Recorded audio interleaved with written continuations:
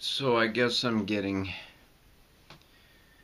um, out of things to run around. I mean, talk about other than. Um, but anyways, the self-introduction as usual. I think this is video 4 or 5 about living in Japan versus the States, and I've covered drugs and transportation and all that stuff. And then on the transportation, I kind of left off a little bit, but um, it, you can probably get this online, print this online before you come here. This map, as best as you can see it with the video quality right now, this is what you want. Reason being, it has English on one side and Japanese on the other, so you can flip it over and show it to them, and then they'll be able to help you go to where you go. And like I've said, in Japan versus the States, people will go out of their way and be on the call of duty to help you get to where you need to go if you're lost in Tokyo, 99.9% of the time. And some of the people, train staff doesn't speak English that well. I mean, they speak some general English generally, but then someone out of the blue, some business guy or some business check that might have, 10, 20 extra minutes out of their life, they can get you where you need to go. They'll hook you up and get you where you're going, which isn't always the case in the States. I've already talked about the medical, all that other stuff.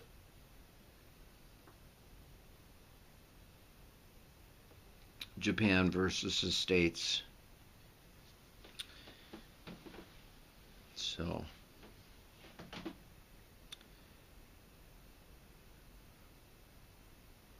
yeah, I've covered language, I've covered hospitals. If you watch all my other wonderful videos, that I will get discovered and become famous off of YouTube, just like everybody else, my 2 followers in Japan versus U.S. So I've already covered the real estate, all that stuff, sex, marriage, divorce, death, religion, food,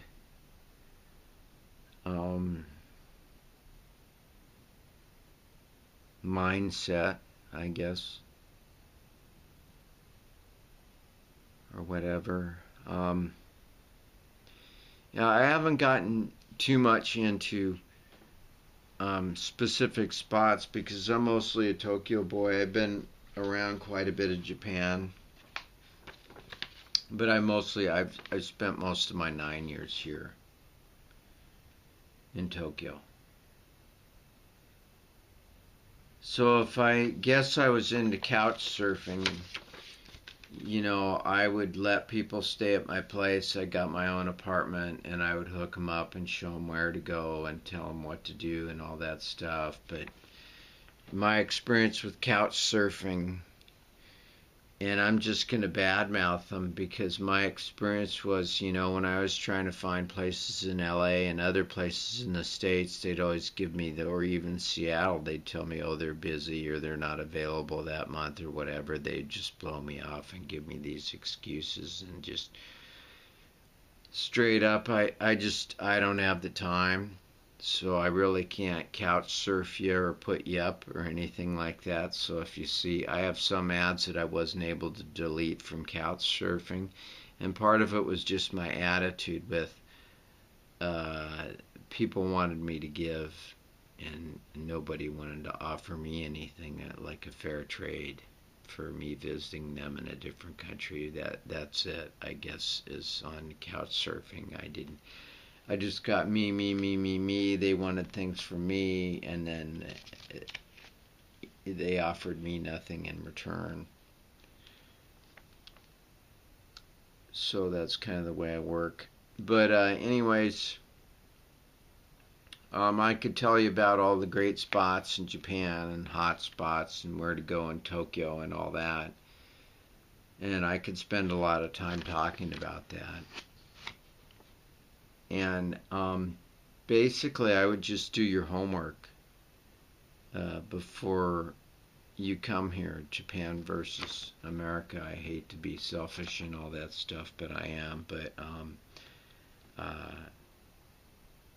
all the different train stations, and you can see, and sites you can see, and things you can do in this massive city. I would just do your homework and decide what you want to do before you come here. And then I don't know if they still have the JR Rail Pass, but JR Rail Pass was the thing where the first time you come to Japan, you get a special deal where you get like a special pass where you pay this chunk of money for 1 month, and you can go anywhere in the country for dirt cheap. It's like a special discount ticket. I'd recommend looking into that if they still have that available. Tourist spots, there's just so many, and it would take so much time for me to go over. All I can say is just do your homework and decide where you want to go in Tokyo. But it's a massive city, and there's millions of things going on here. So, I guess I haven't covered banking all that much. Pretty much you're safe carrying around cash here. It's a lot safer than the States, so you can carry around a fair amount of cash and not have to worry about getting jacked up or ripped off or anything. I mean, money's not really a concern. And then most credit cards are accepted generally at most places, and then if you're really conservative and you want your tax money back and all that, you just keep records and you can get refunds of that. I can't get into too many details about that because I don't know much about that, and I would be exaggerating if I did.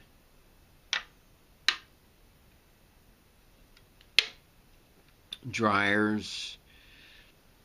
There's going to be basically most of the laundries hang unless you're at a hotel or stuff like that. So living style is I have my laundry hanging outside right now.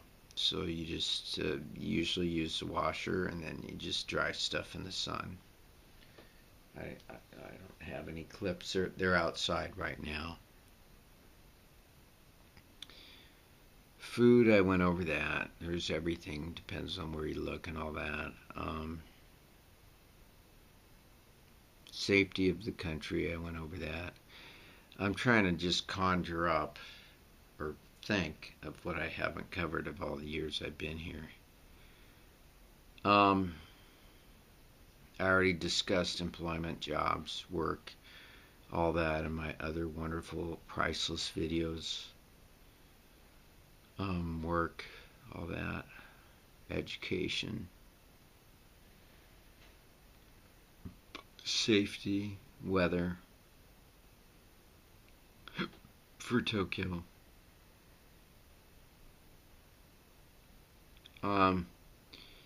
Maybe people are kind of standoffish a little bit, and it's not necessarily because you're a foreigner or whatever. Sometimes they're excited because you're a foreigner or whatever, but it's like what the whole world's become is like there's this big city syndrome, and everybody just locks into their iPhone and they live in cyber reality the whole time.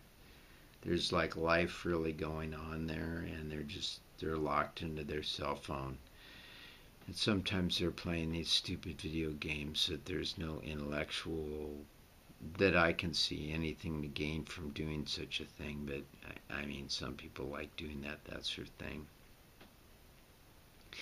Gambling, they have like pachinko parlors or stuff like that where you play a game and you put money in and you hit a thing and it calls out. And then they have horse races too, but I was never much of a gambler, so I wouldn't know about that much. I already went through hospitals. Safety, stability, food, things to see. Like I said, I would just do your homework. Study what you really want to see when you come here. Do all your homework on that. In your routes and all that.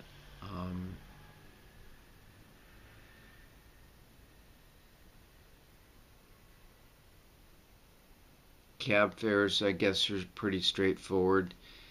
You don't tip. Sometimes I do. Sometimes they'll refuse the tip, and sometimes they won't. just depends on the driver. I mean, if I feel that someone has done their service to me enough, I will tip them, but it's not a general policy here to accept a tip. And then I haven't had cab drivers play games with me, like drive me around the blocks 20 times in different directions so they can make more money. They're usually straightforward. You just want to have your thing in a kanji, or you want an exact map in Japanese that they can read so they can get you to point B. That's basically what you want. That's very important. That would be the only thing about them getting lost and running around. It's just a matter of the communication there, so you'd want to straighten that out. Try to get the directions in Japanese. They don't generally accept tips. Another thing I forgot to mention about the trains is they usually cut off about 1:30 or 2. So if you're not where you're at, where you want to be at 2 in the morning, you're either looking at saving money by catching another train at 5 o'clock in the morning and partying all night long, which a lot of people do, or you just you pay an exorbitant cab fee depending on how far you are. Safe parts of Tokyo. From every city I've lived in so far in my life, this is the safest city that I've ever lived in, and I've always felt safe here, and I've never felt a safety issue. So if you're worried about booking a hotel in a certain area and whether it's really safe or not, shouldn't really be a worry. You shouldn't have to worry about that. I mean, some areas are a little louder than others and everything, but as far as safety goes, it doesn't really matter. The whole city is safe compared to everywhere I've been. Cash register honesty. I mean, I don't think I've ever deliberately been shortchanged once in 9 years. They've always given me the correct change back.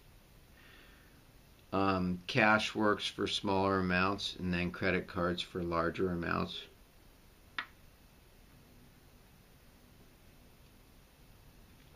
Banking.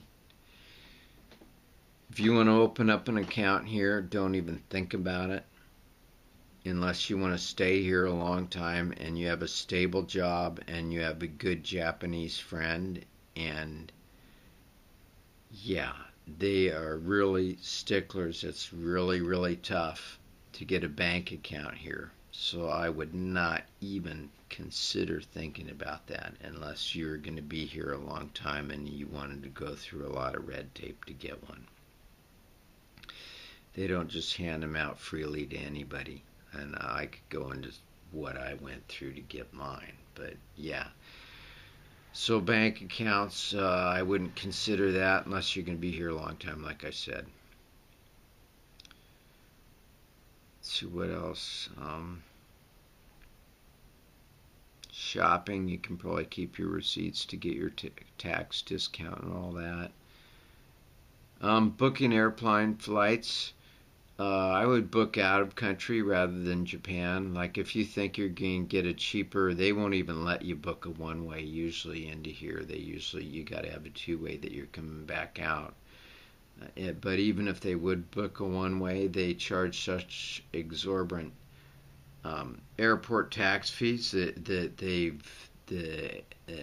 plane fares here are like a lot more expensive than they are than the country you're coming from. So I'd get your plane tickets in the country you're coming from to visit here.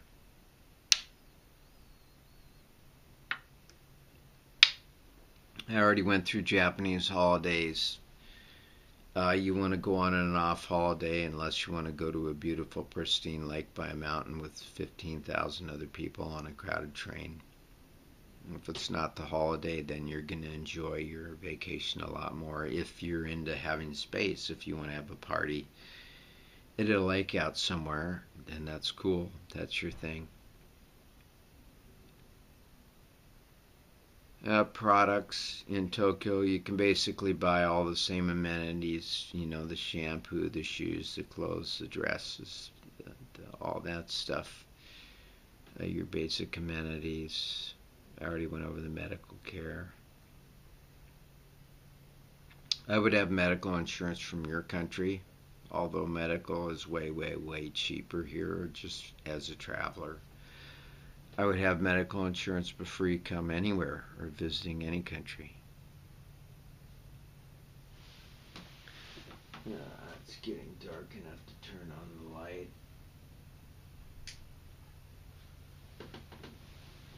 Okay, yeah, a little bit more on work. I didn't go into detail too much there. Uh, you can't just, you got to have the right visa and the right everything set up, and you got to have a company to sponsor you and all that. So the odds of coming over here on a travel visa and then switching over to a work visa would be a really, really difficult feat to do. So you would want to get that done before you come here if you can, if that's what you're considering doing. That would be very, very complicated, and unless you're a really good looking 17-year-old to 25-year-old woman.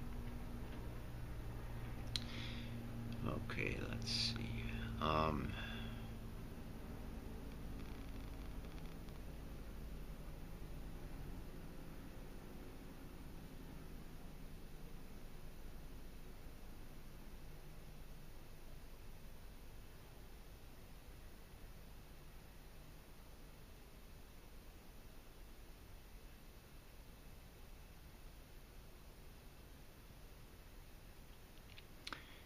I guess if you're a male, I guess smaller tidbits that, I mean, I don't care if you have a beard or not, it doesn't matter to me, but from what I've noticed from living here from 9 years is people show you a lot more respect if you're clean shaven. You get treated differently in transactions with people.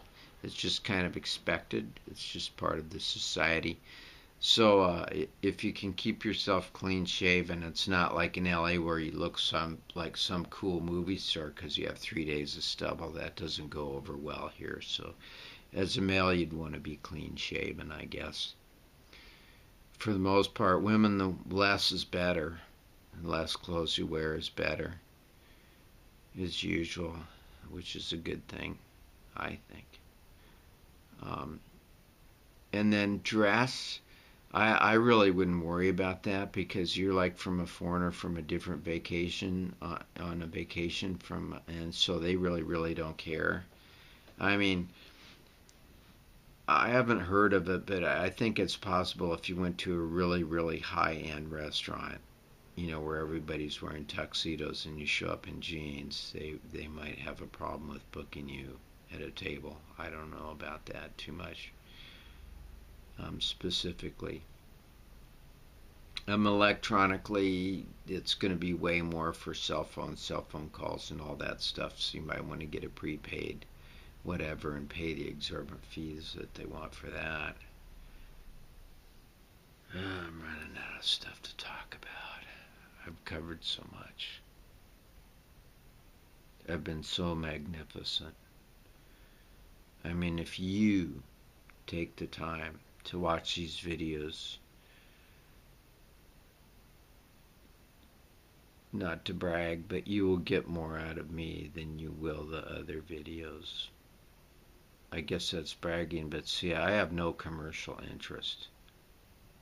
I have no money invested in any of the words that I'm saying. I'm just telling you straight up about life in Japan and visiting and all that stuff. I have no ulterior motive other than just I got over having a bad stomach flu from food poisoning and I had some free time, so I'm making some videos I'll upload to YouTube. So I have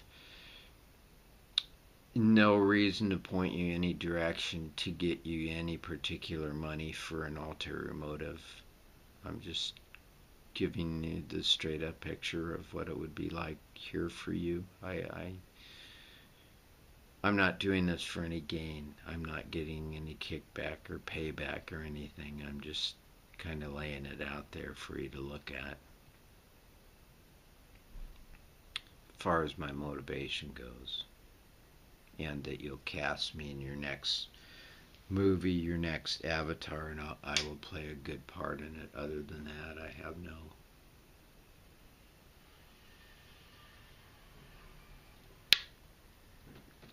no real motivation for that. And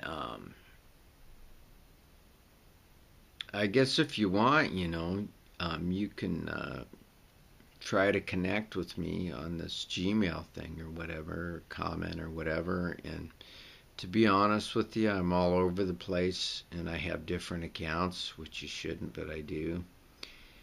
And I'm kind of here and there, so I'm aloof. But if we connect and maybe wind up having a coffee or meeting somewhere, I can show you something or give you a hint about something, other than what you should have gotten out of those videos that you just saw, all the videos. And if you haven't, maybe you want to watch them again.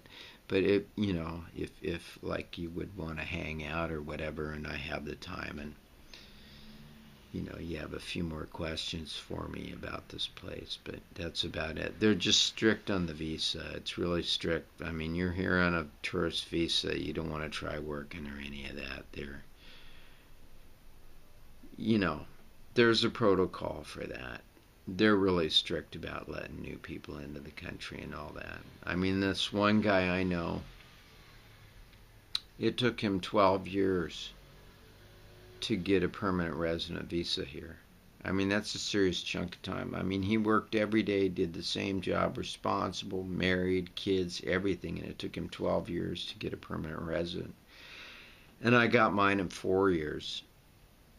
So part of it is just timing, and part of it is when I walk in there, they recognize me because I was a TV star at the time. So they just, I've seen you on TV 100 times, so I know you work, or I know you're responsible, or whatever. I've been lucky. I've never had any physical, legal. Well, I've had 2 physical altercations, but I haven't had any legal problems with the police here.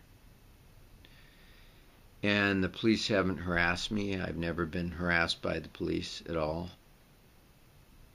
Ever. I've been asked basic questions about having the proper credentials. And when you live here, you need to have the proper credentials, your Gaijin card, something that shows that you're registered, what country you're from, what visa you're on, and all that stuff. And I really, versus the U.S., I wish they'd really do that. Because they have so many illegal, illegitimate people in that country, it's just a big mess. Whereas here, if you don't have the right paperwork and you don't have the right ID on you at all times, you can go to jail and they can ship you out. And that's the end of the story. And that's good. To keep a good, strict control of their country. And I wish they would have of the U.S. So that's a U.S. versus Japan. Personal attitude. So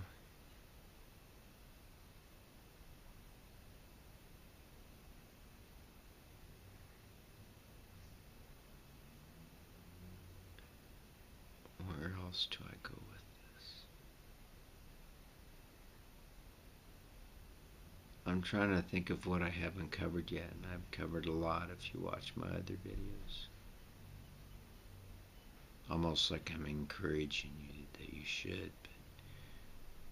But I'm just straight up. I have no ulterior motive. I'm just explaining to people about the country.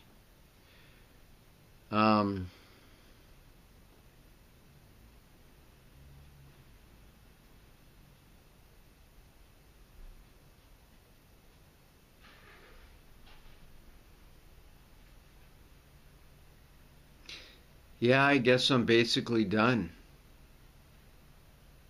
I've U.S. versus Japan, my version. I guess I've run out of things to talk about that I can really tell you, advice and tips and all that stuff. And I've given you a ton of information, 9 years worth. So in a short period of time. So I hope it benefits you in one way or another. So that's like a quick kind of guided tour of Tokyo on a lot of different levels. The real basics. So I would recommend watching this and then doing research and everything. But I'm not just some, yeah, that's it. That's about all I have to say. So enjoy Japan if you come here, and enjoy comparing the Japan to the U.S. if you want, and come to your own conclusions. I've just given you some contrasts of different conclusions that I've come to from 9 years of existing in this country for real.